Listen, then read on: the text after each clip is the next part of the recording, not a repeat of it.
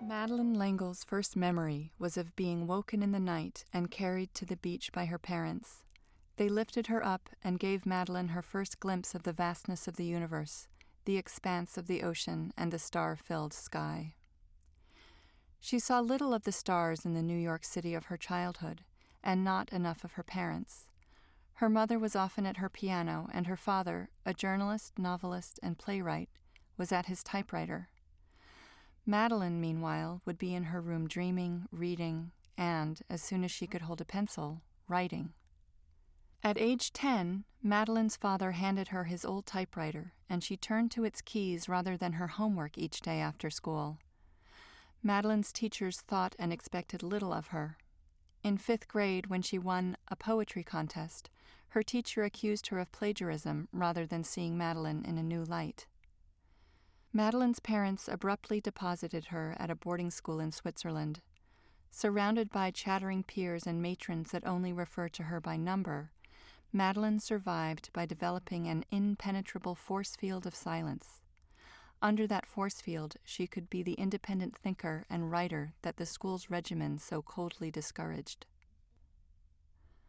After graduating from Smith College with a passion for writing plays, Madeleine was pulled into the orbit of the New York theater. In the wings of touring productions, surrounded by dialogue and plot, she wrote her first novels and discovered the handsome fellow actor, Hugh Franklin. Madeleine and Hugh bought a Connecticut farmhouse they called Crosswicks, ran the local general store, and raised their family. Conventional life with its pie crusts and waxed floors was often an uncomfortable fit for Madeleine. And how could she write with 3 children in the house? Using her force field of silence, she inhabited other selves and other ages, and she wrote. Restless with village life and despairing over her difficulty getting published, she found inspiration in an unlikely place. In the work of physicists Einstein, Planck, and Heisenberg, she saw a reverence for the beauty and ever-unfolding laws of the universe. This deep sense of meaning and belonging was like that first memory of the ocean at night. The vastness of the universe was open to her. Their theories fit with a concept she had been exploring in her journal since 1953, the Tesseract. Around the Tesseract, Madeleine constructed an unconventional family living in a conventional town, a girl whose teachers underestimated her, a father who was absent, and an evil that punished independent thinking. The Tesseract connected that family and that girl to an entire universe of unimaginable creatures, all connected to one powerful source of light. This highly unconventional novel, rejected by dozens of publishers, went on to win the Newbery Medal and has sold over 17 million copies in over 30 languages. In the 60 other books Madeleine wrote across genres, she beguiled readers and thinkers by embracing the imagery and language of both science and spirituality. Madeleine L'Engle signed A Wrinkle in Time with Tesser Well. Why?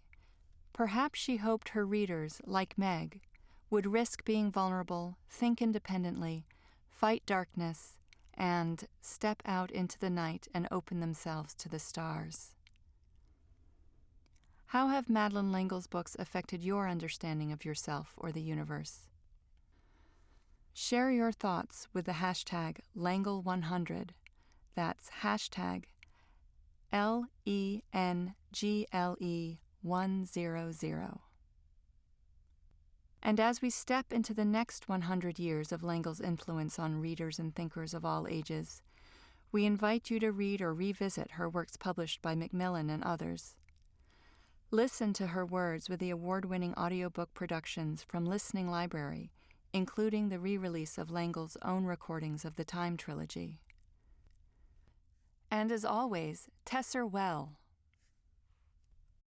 Up on the summit of Mohawk Mountain in northwest Connecticut is a large flat rock that holds the heat of the sun long after the last rays of sunset have left the sky.